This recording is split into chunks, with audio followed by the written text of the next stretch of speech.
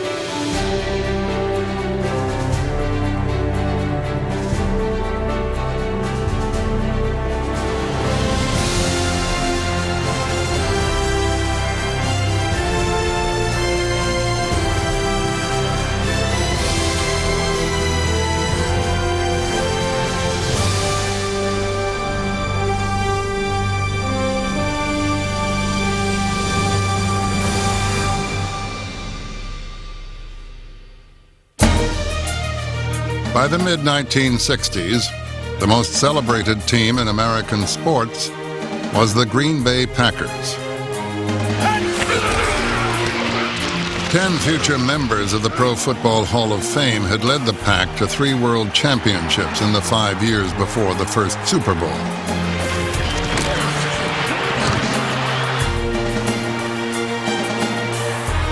Although playing in the league's smallest town, the Packers were treated like royalty wherever they went, and their coach was, arguably, America's most recognized public figure.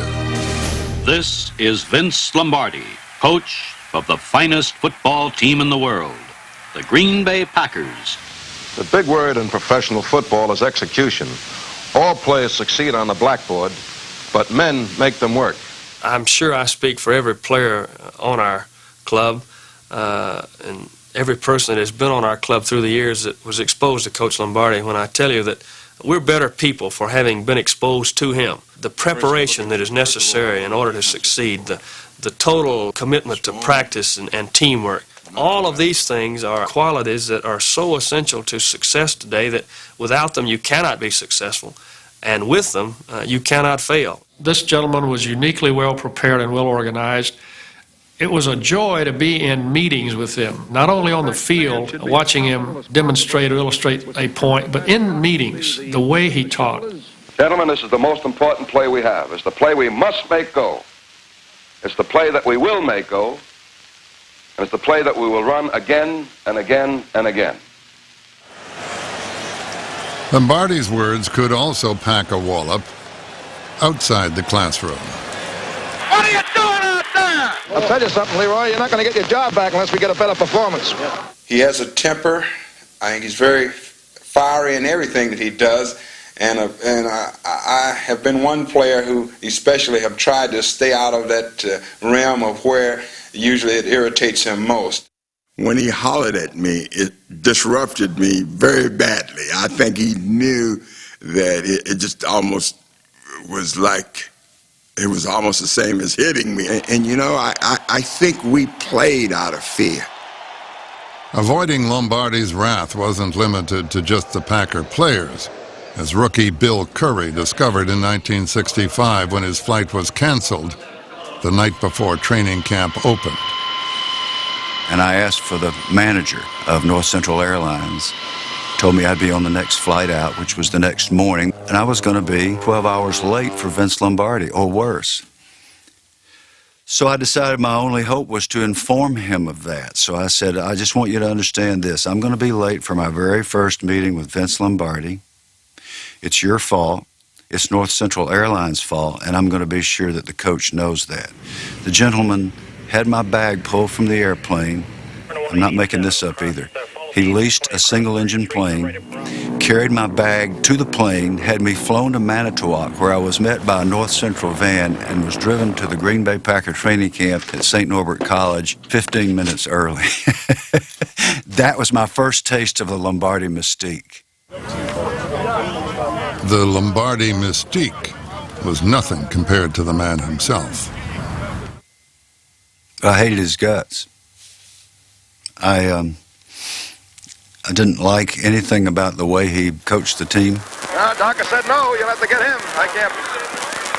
He said you're not ready. I don't know what he means by that. He had the reputation of going to church every day. I didn't believe it, so I went to Bart Starr. I said, Bart, tell me the truth. There's no way Coach goes to church every day. He said, oh, no, he goes to church every day. He goes to Mass every single morning. But, Bill, there's something you need to realize. When you've been working with this man about 3 weeks, you're going to realize this man needs to go to church every day. I don't know what the hell happened. I said it was against Zeke. It should have been great. Nobody blocked on the left side. Marvin, you missed that guy every time. There were certain players that he would just descend upon. I mean, he would just jump all over Jerry Kramer, Jimmy Taylor, me. Oh, come on. Get off the ball down the field. Jeez, you cut everything off. I mean, it would just infuriate me that he would say things like that. And I found out years later when I was a coach, he was right. He was right about all of it. But I couldn't handle it. I was too immature. The rest of the Green Bay roster was far more experienced, especially in the backfield. It had been veterans Jim Taylor and Paul Hornung who had carried the Packers to the 1965 league title. This was a game in which it was clearly evident that the strength of our team was in our running game. The field was in tough condition. We'd had some snow. It was not good for a passing game. When you have Hornung and Taylor in the backfield behind you, they were fabulous. Starr takes the ball, hands off to Hornung, swings to the left side, he's got the block, he's inside the 10, he's at the 5, cuts into the end zone for the touchdown. The game is over. The Green Bay Packers are the National Football League champions for 1965, and the team of destiny has come through for Coach Vince Lombardi. The Packers won with Taylor and Hornung hoisting the team on their shoulders. But changes were coming as Green Bay prepared to defend its crown in 1966.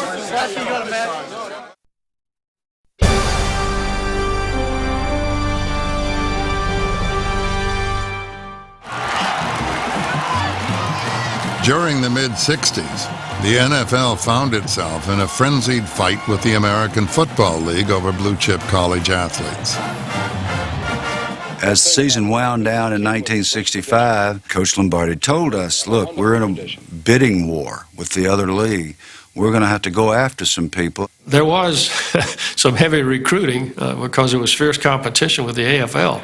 But we were fortunate to get 2 top picks. I think the Packers hoped that they would get either Donnie Anderson or Jim Grabowski, and they offered both a ton of money. When they ended up getting both of them, that was like a bonus. Donnie Anderson of Texas Tech, back, reported $600,000. Jim Grabowski of Illinois, back, reported $250,000. They come into St. Norbert's College. How do you handle it? I can say, well, you make me a little nervous with all those figures. And I'm glad you said reported too, Howard. It's our policy not to mention what we pay anyone, so I'll just let it stand at that. I think with Grabowski and Donnie Anderson, that had the potential to really be very destructive for the Green Bay Packers, because there were not too many veteran players that was happy about seeing these guys get the money. It was still, they have not played a down for Green Bay. And I've been here 6, 7 years, and I played my heart out, and yet I can't make that kind of money. Typically of individuals, I'm sure that there were some who were somewhat skeptical. I think most everyone recognized that, hey, this is a change in times. This is what's happening today. Move on, let's have these guys be great assets, and that's more of what we saw than anything else.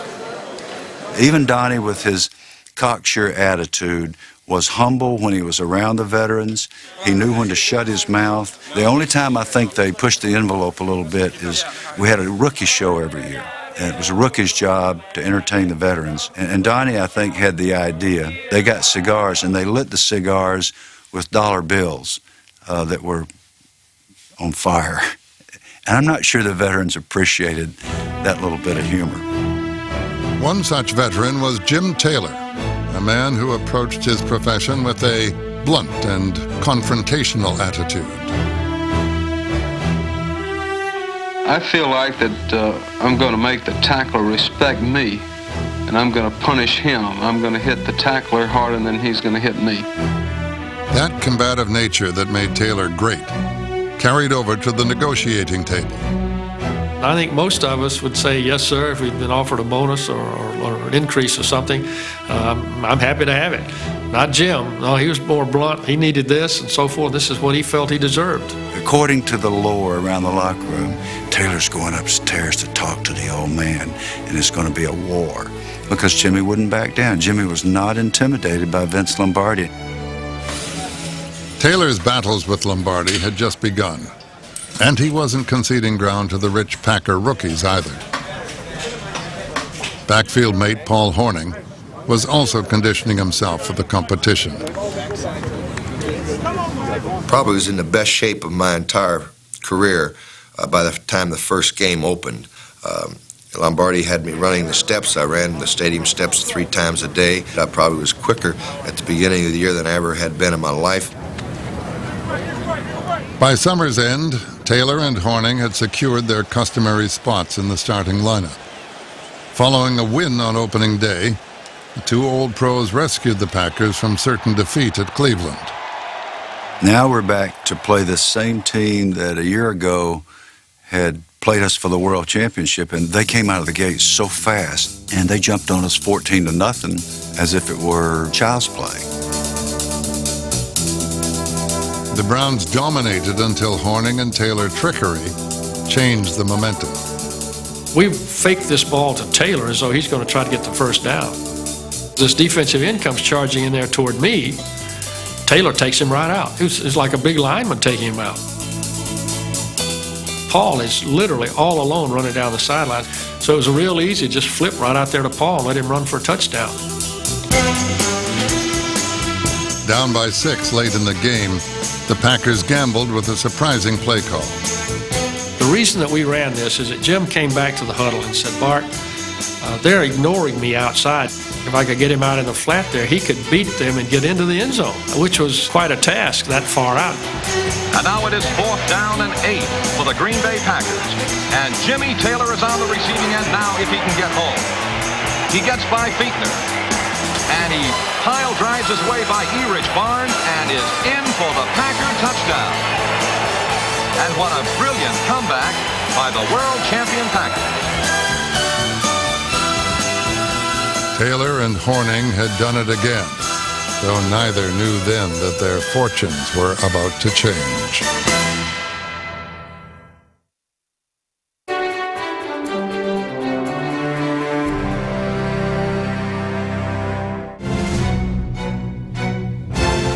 Through the first half of the regular season, Green Bay's defenders dominated their opponents. There were several things that made the 66 season special for the defense. We came together as a group and said, you know, our offense might struggle, but one of the things we're going to do, we're going to keep the score such that we will always be in the game. We really believe that in the final analysis, we would win the game if we had to. Led by Davis, number 87, the defense scored 2 touchdowns of its own in a win over Atlanta. Midway through their schedule, the Packers were 6-1. But another big story of the day was the first meaningful appearance of Green Bay's Gold Dust twins. This is Donnie Anderson, the highest-priced rookie in football history. And Mr. Anderson shows you why Green Bay paid so much money for him.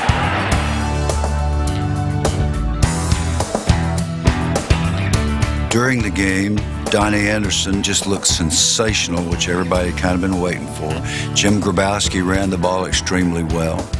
So the 2 young Turks looked like they were poised to begin to take over. A frustrated Jim Taylor could no longer remain silent. And here he is with competition coming to his house, trying to take his job. Don't matter what his name is, Jim Grabowski or Joe Smith. And he's already being paid a bunch more than this guy that has given his heart to to an organization for a decade and is one of the great players of all time, why wouldn't Jimmy Taylor be upset? How could he not be? And Jimmy Taylor decided to use that day to publicly say, I'm out of here. I will not be here unless these people reward me like I deserve to be rewarded. He was going to leave. And he made that abundantly clear, and he did it in a public way, and I think Coach Lombardi bridled at that. Lombardi and Taylor rarely spoke to each other the rest of the season. Their once cordial relationship had been damaged beyond repair. He felt that Jimmy Taylor was kind of sulking and just not putting out, and he really went off. He said, Jimmy Taylor, I don't know what I'm going to do with him. He's just so rebellious. And you know, even though he had been a player extremely important to our success, I don't think there was a guy on the team probably didn't anticipate Jimmy going. Jimmy was at the end of his run at Green Bay.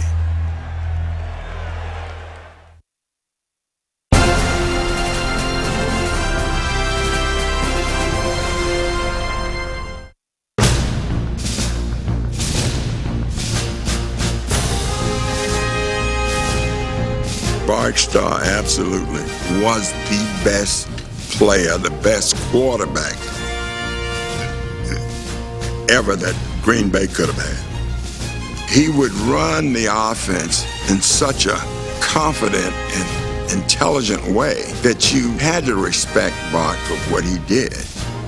Bart managed to do everything that was necessary to make the Packers win. A lot of people said Bart Starr would never make it in professional football. They said his arm wasn't strong enough and he didn't throw the ball as well as the other quarterbacks. Bart Starr, over the period of years, has proved to be probably the most exceptional, accurate passer in professional football. His record stands alone in that category. And I was an overachiever. I recognize that. I've told people that Brett Favre could throw the ball better on his knees than I could standing. And I mean, he could. But I was blessed with a great team, and I've reflected on that numerous times. But yes, in 1966, it was probably the best season that I ever individually enjoyed. I had come from a military family. Because of that, I was probably a little on the meek, mild side as a result of my father pushing us down all the time. But Starr possessed more than enough backbone to go to bat for his teammates when necessary. Bart was the only player that I ever saw, and Bart doesn't like to talk about this, and he's uncomfortable even talking with me about it to this day. But he would stand up in front of the team and he would say, wait a minute, coach, don't be criticizing us about that because that's not true. Let's get it right. And Coach Lombardi would actually concede to him. Bart Starr always put his teammates first.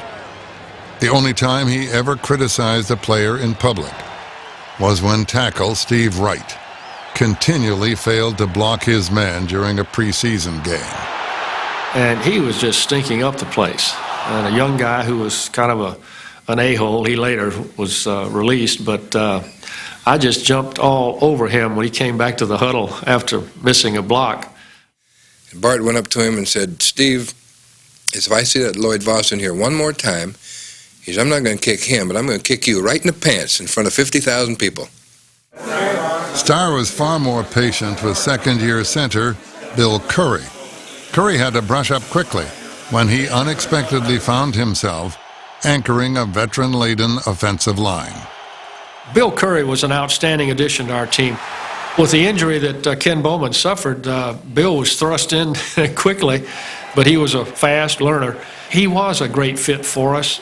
Very, very smart. Everyone welcomed him. But in his own mind, Curry did not feel welcomed by all the factions on the team. Here I was from College Park, Georgia, had never been in a huddle with an African American. I wanted to be accepted, but I didn't know how. Trying to integrate into that great a team. Of course we were anxious, but we have the greatest defense I think ever assembled, and they always come up with a big play, always. All my life I had been taught, not by my parents, but by the culture in which I lived, that we were different and that we were better than other people. I can be choosy. In my heart of hearts, I knew there was something wrong with that, but I didn't know quite how to articulate it or how to behave, because there was Lionel Aldridge, David Robinson, Herb Adderley, Willie Wood, and I thought that they would hear my Southern accent, injure me, and send me home. And who could have blamed them? We were right in the middle of the civil rights movement. Cities were burning. Because of this tension I felt, I didn't know how to act. And the most intimidating of them all was Willie Davis, the defensive captain, who was from Grambling State University, was working on his master's degree in business at the University of Chicago, and shattered every racist stereotype that I had learned growing up in the South. Playing with you got to be, the finest outside linebacker in football. And hell, having you there surely hasn't hurt me over these last 5 or 6 years. You taught me how to play defense, baby. And I mean that from my heart. I'm walking out of the dorm one night at St. Norbert College, and this voice comes out of the darkness. Bill? It was Willie Davis. I thought it was God. I just sat down in the grass, terrified. It was Willie Davis. He said, "I'd like to speak with you." And I said, "Oh no, this is it. He's going to tell me to go home." And I said, "Okay." He said, "I've been watching you at practice. I think you've got a chance to make our team, and I'm going to help you. When Nitschke's snapping your face mask and breaking your nose, and Lombardi's screaming in your face, and there's blood everywhere, and you don't think you can take another step, you look at me and I'll get you through it." He didn't just help me to play in the NFL for 10 years, he changed my life, because I was never able to look at another human being, any human being, in the same way I had. It was an unexpected, undeserved, unrewarded act of kindness by a great leader and a great man. I've never forgotten that moment. And that is the difference in the outstanding teams and the others. If you got Willie Davis, nobody can beat you.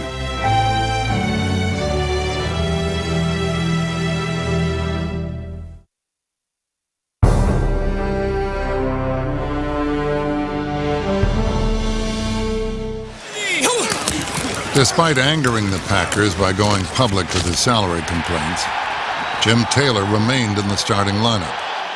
Backfield partner Paul Hornung was not so fortunate. As I watched him through the year, you could see not the decline of his desire or of his engagement with the team, but literally the physical deterioration in one of his shoulders. Paul was the ultimate, consummate football player. He did everything. Heisman Trophy winner, comes to Green Bay, he could pass, he could run, he could block, kick, and he suffered this injury that year, and I'm sure it had to be devastating for him to have to step back and sit and watch, because he was a competitor. Hornung saw virtually no action during the final 2 months of the '66 season, when championship hopes were threatened by a rare home loss to the Vikings. The following week, Bart Starr injured his leg in the first quarter against arch-rival Chicago, forcing Green Bay to turn to backup Zeke Bratkowski. We hated to lose Bart because he was the best quarterback in the business, but Zeke was just as good. It was amazing. Zeke was always ready, and that's very difficult to do.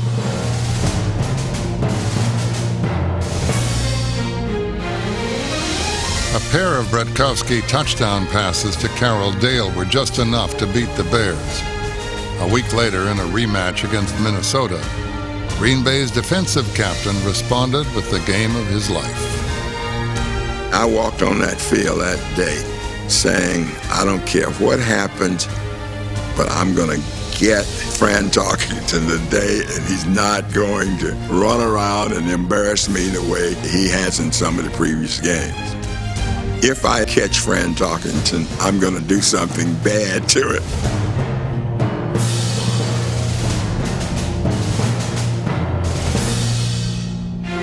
Davis sacked Tarkenton 4 times. Then the outcome was resolved by Green Bay's fullback of the future, Jim Grabowski.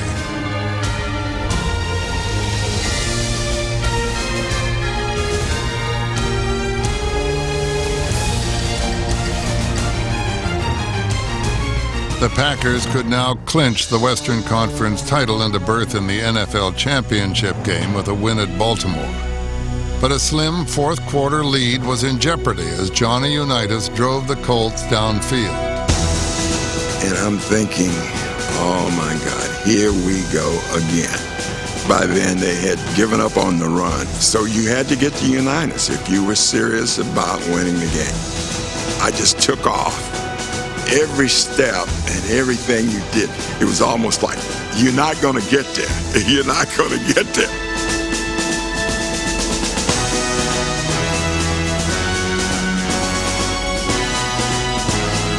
And this fumble kills the hopes of the Baltimore Colts. The Packers are the Western Conference champions for 1966. It's been one of the most satisfying plays that I can remember. I read in the paper the next day, it was the $1 million fumble. Well, I said, well, it was probably, if so, it was orchestrated by a $10,000 player. Davis was the hero of the game, but guard Fuzzy Thurston would be the star of the show on the team charter back to Wisconsin. And so that was a really exuberant airplane going back. And I don't remember many trips home, but I remember that one. The guys were very, very cheery. Then somebody would have a beer or two, or maybe something else that they had in their knapsack. And then Fuzzy would start singing, "He's got the whole world in his hands." And it would go through, you know, he's got the greatest quarterback in his hands. The whole plane was just, oh gosh, it was so energized and pumped up as he's singing this song and leading everybody on the plane. Coach Lombardi's getting involved. Everyone is. And then finally it would come to, we've got the greatest coach. And if you look around, everybody would be singing, even those of us that were skeptical. And I don't know that I've ever been in a situation flying back where there was more fun being displayed openly and to the level and degree that it was that night. It was very moving for everyone, and Coach Lombardi was thrilled.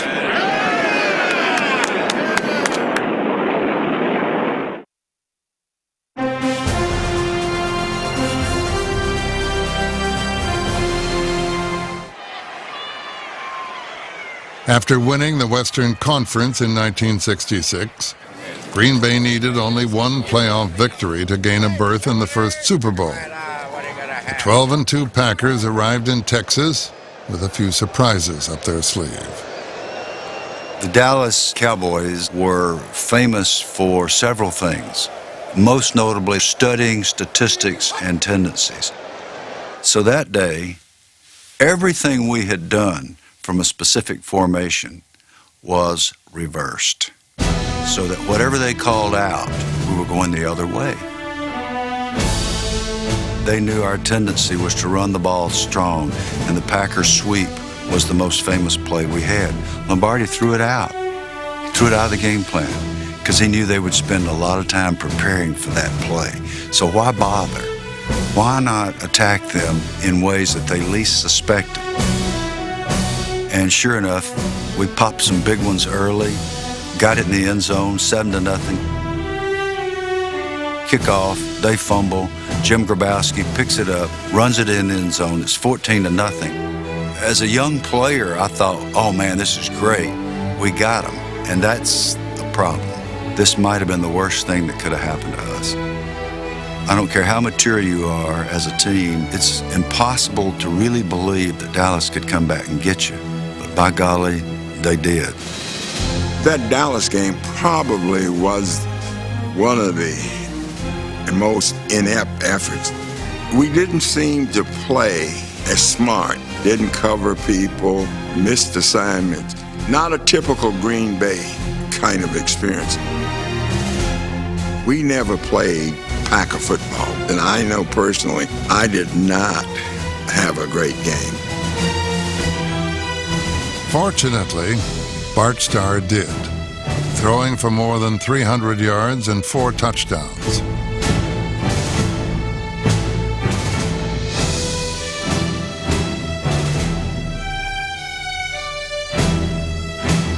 Starr pumps fakes one, fires up the middle, the pass is complete to Boyd Dollar for the touchdown. And Dollar was belted hard in the end zone by Mike Gector. Boyd took a heck of a shot in the end zone and falls on his shoulder, held onto the ball, typically of Boyd, made a great catch, and ultimately cost him a chance to continue into the Super Bowl a couple of weeks later. Because of that injury, he has to come out. I don't know why Mike Gector would let him run 3 steps in the end zone and then upend him. Our most combative guy on offense was Jimmy Taylor. The instant that Taylor starts looking for Gector, which could have very easily gotten him ejected, number 15 is right in Jimmy Taylor's face. And Bart is just guiding him all the way. And when he gets to the sideline, you listen carefully, you hear, "Out of the way, Bart." The most underestimated aspect of Bart Starr is the fact that he's a great leader. Tough as nails. Didn't say much, but when it was necessary, he did what had to be done. When Starr connected with Dollar's replacement Max McGee late in the game, Green Bay appeared to be in good shape. Don Meredith, who went cold for a long time in the fourth quarter. Suddenly, Frank Clark is running down the middle of the field, and we bust the coverage. A long one, and it is complete to Frank Clark. And Clark takes it into the end zone for the touchdown. And now we're only up by 7. We go out, we can't move the ball, we have a short punt, and they're knocking on the door again. And the next thing we know, it's 34-27, and they're on our 2. I remember I walked into the huddle and I said, "Hey guys, this is it. This is it." I said, "We gotta stop them now or regret the missed opportunity. This is it." If the Cowboys go in here and kick the extra point, we're going into overtime. They've got one play to travel 2 yards. Meredith takes the ball, rolls out to the right. He's going to be nailed. Intercepted. A pass away, and it's intercepted in the end zone by Tom Brown.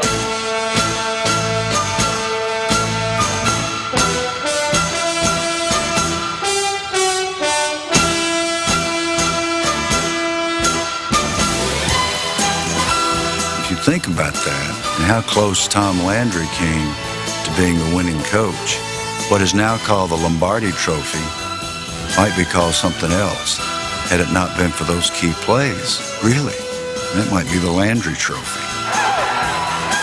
And the Packers have just taken the championship. A great goal line stand by the Packer defense.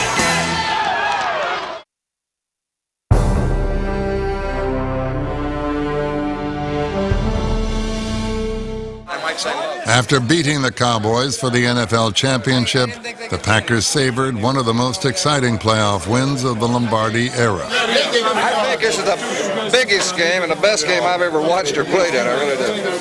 We've had a lot of big ones, but none bigger than this. And I bet the fans, I don't know anybody that was ready to go home until it was over to you. For the first time in league history, there would be one more game to play. In 2 weeks, the Packers would battle the Kansas City Chiefs in the inaugural Super Bowl. Who won it? Kansas City. On to Kansas City. Kansas City, here we come. As the dominant American Football League team of 1966, the Chiefs would be the AFL's representative in this first ever meeting between the 2 leagues. But the more established Packers were quickly tabbed as 2-touchdown favorites. We had almost nothing to gain because we were expected to win, but had we gotten knocked off, it would have been something we felt that we'd have had to live with for the rest of our lives. That first championship against the Chiefs in Los Angeles probably had more pressure on Coach Lombardi than any game, I think, ever. We didn't know he was getting telegrams from Wellington Mara saying, "You carry the honor and the integrity of the National Football League on your shoulders. We are counting on you. Be sure you do not let us down." And we're not allowed to lose. You cannot lose this game. But the closer we got to game day, the more intense he got. And it was the most anxious I ever saw him. I mean, we really thought he might have a heart attack. After arriving in Los Angeles, Lombardi raised curfew fines to $2,500, then added a grim warning. He said, oh, and there's one other thing I want you to understand. If you break curfew, you'll never play another league game in the National Football League. I promise. I'll personally see to it. Lombardi's threats didn't bother backup receiver Max McGee, who had teamed often with his pal Paul Hornung at late-night carousing. They were roommates on the road, and they were something else. Coach Lombardi, when he discovered that these guys were they were going to be out, they were going to violate curfew, he just fined the heck out of them. They paid with their fines. They paid for our team party every year, and that's a fact.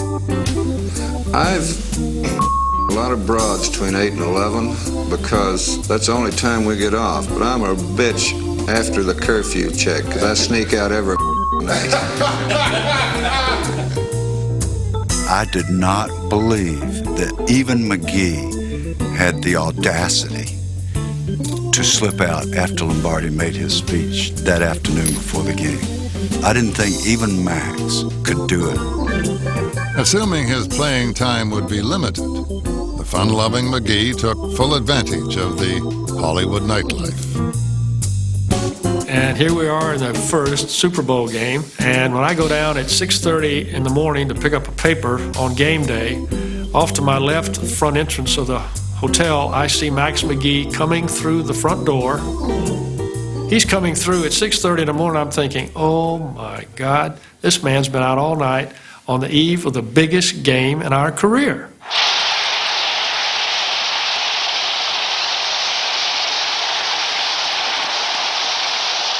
Thousands of people here in the stands, and there are millions of people on television, and everyone looking, and all with speculation to see what kind of a game the Green Bay Packers are going to play today.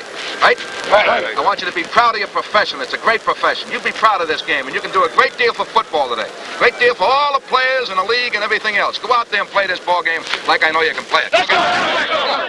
Let's go! Get out there! Run out there! Lombardi's pregame attempts to inspire his team had achieved the opposite effect. He made us so cautious that in the first half, we literally played, making sure we didn't make a mistake. When you're concerned and you're so intimidated by the situation, then sometimes it takes away the real heart of what you do. We were tight. I mean, anybody would have been tight in that situation. But also, Kansas City was really good. I mean, they had some great football players. In the early going, we didn't protect the passer well. Bart got hit. He got hit by my man, I know that. Starr wasn't the only Packer on the turf. When Boyd Dowler re-injured his shoulder, his sleep-deprived and hungover replacement was sent in. Now we have our first sub of the game. Dowler is going out, and Max McGee now is coming in as flanker. Well, when Boyd goes down, I said, uh-oh. Well, this is the very thing I was concerned about. And the flip side of that, though, based on his ability to be a clutch performer when called upon, I just had a gut feeling that Max would be ready, and he was. He steps in, and he plays like gangbusters. Dale to the right, McGee to the left. Starr dropping straight back. Hit as he throws. Has the ball, and McGee touchdown. And the old veteran scores the first touchdown of the Super Bowl game. Despite McGee's unexpected heroics, the Chiefs kept the game close. The Packers had seen enough. In the third quarter, Lombardi turned the dogs loose on defense. We definitely had more aggressive play calls in the second half. And that was what, to me, created the turning point. Dawson being rushed and thrown. And down the sidelines comes Willie Wood. Only one man can get him at the 10 and drags him down at the 4-yard line. A big break.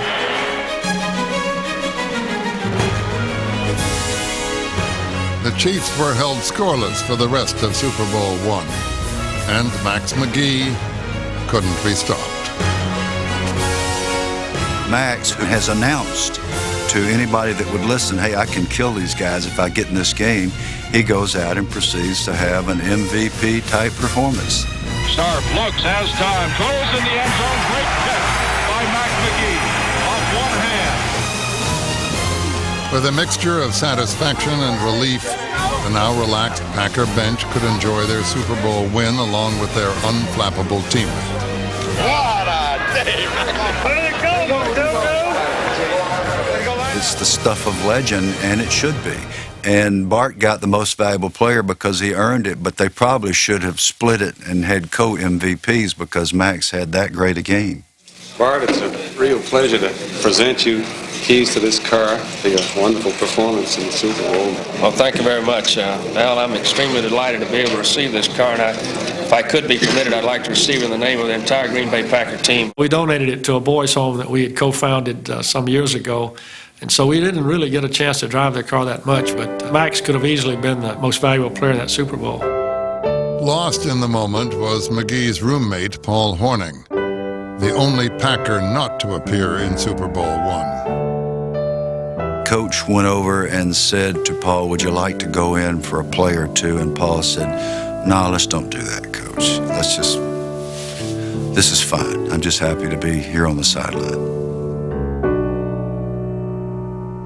The following spring, during the New Orleans Saints expansion draft, Vince Lombardi endured one of the most painful moments of his coaching career. He called me in his office, and he was obviously emotional right from the beginning. And he said, you know, I've just had one of the most devastating things that happened to me ever. Paul Hornung is going to New Orleans. And he said, I tell you, it's the last thing I would have wanted is Paul to leave the Green Bay Packers. And he said, Willie, that's a guy that I have loved like a son. Hornung's shoulder injuries kept him on the sidelines. Just run your regular pass. He never played a single down for New Orleans and retired that summer. But another Packer runner did eventually suit up for the Saints. The disgruntled Jim Taylor left Green Bay for good and finally got the big payday he'd been looking for. From Louisiana State University.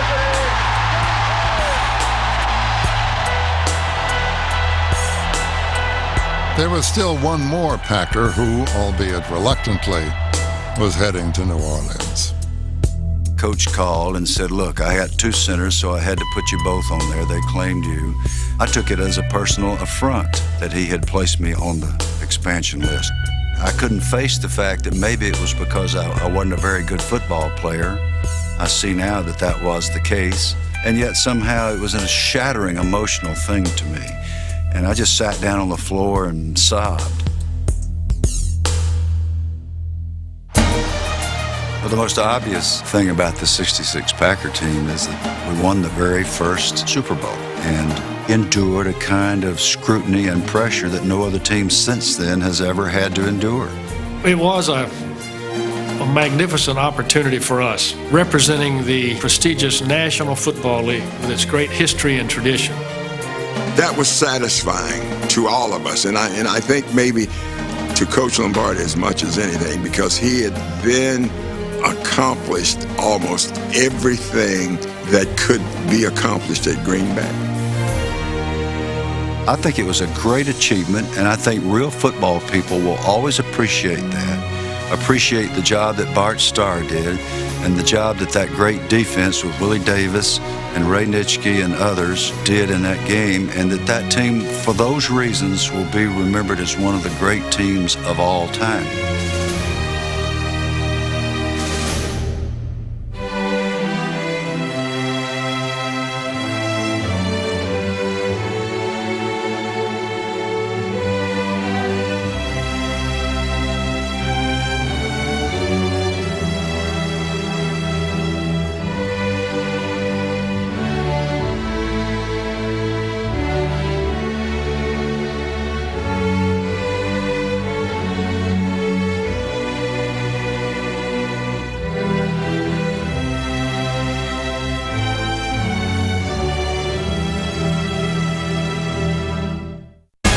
additional video content, photo galleries, and more from America's Game, visit NFL.com/America's Game.